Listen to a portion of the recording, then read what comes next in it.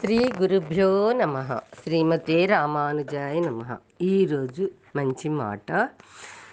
కర్మను కాదు ద్వేషాన్ని జయించాలి అంట. విందాము. అజ్ఞానం వల్ల మనం ఆస్తులను సంపదలను కూడబెట్టుకునే ప్రయత్నంలో ఉంటాం. తద్వారా కర్మబంధాలను పోగు చేసుకుంటూ ఉంటాం. అవగాహన తాలూకు మొదటి కిరణం ప్రసరించిన తరువాత పరిత్యాగం గురించి ఆలోచించటం మొదలు పెడతాం. దేన్ని త్యజించాలి అనే విషయంలో మనకు స్పష్టత ఉండదు. ఈ పనులు మంచివి, ఈ పనులు చెడ్డవి అని నిరంతరం విభజించే లక్షణం మనకు ఉన్న కారణంగా అవాంఛిత కర్మలను వదిలివేయటానికి సిద్ధమవుతాం. మరొక వైపు శ్రీకృష్ణుడు పరిత్యాగం గురించి పూర్తిగా విభిన్నమైన దృక్పథాన్ని అందిస్తూ, ఎవరిని ద్వేషించని, దేనిని కాంక్షించని కర్మయోగే నిత్య సన్యాసి అని తెలుసుకోవాలి. ఎందుకంటే రాగద్వేషాది ద్వంద్వాలను అధిగమించిన వాడు సంసార బంధాల నుంచి అవలీలగా ముక్తుడవుతాడు అని జ్ఞేయ సన్నిత్య సన్యాసి అనే గీతా శ్లోకంలో శ్రీకృష్ణుడు చెప్పాడు.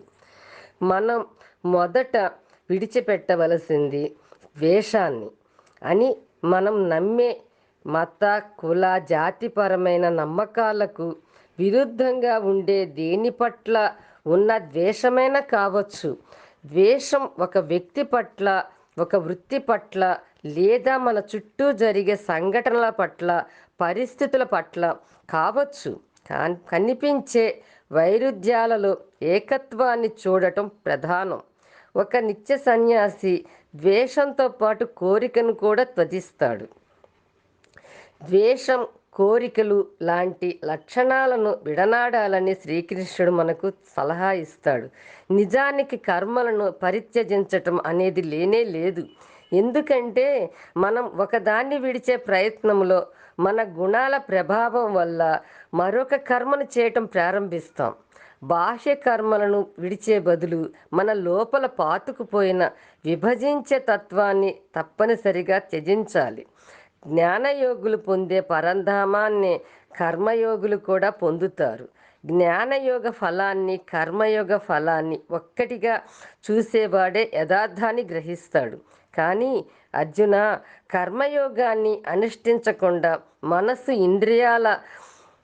ఇంద్రియాలు, శరీరాల ద్వారా జరిగే కర్మలన్నిట్లో కర్తృత్వాన్ని త్యజించటం కష్టం. భగవత్ స్వరూపాన్ని మననం చేసే కర్మయోగి పరబ్రహ్మ అయిన పరమాత్మను శీఘ్రంగా పొందగలడు అని శ్రీకృష్ణుడు చెప్పాడు. మనం ఎంత ద్వేషాన్ని, కోరికలను మోస్తున్నామో కొలుచుకోవటానికి కర్మలు సూచిక లాంటివి. కాబట్టి కర్మలను పరిత్యజించటం కన్నా నిష్కామ కర్మలను చేయాలని శ్రీకృష్ణుడు ప్రోత్సహిస్తాడు. సర్వే జన సుఖినో భవంతు. లోకా సమస్త సుఖినో భవంతు.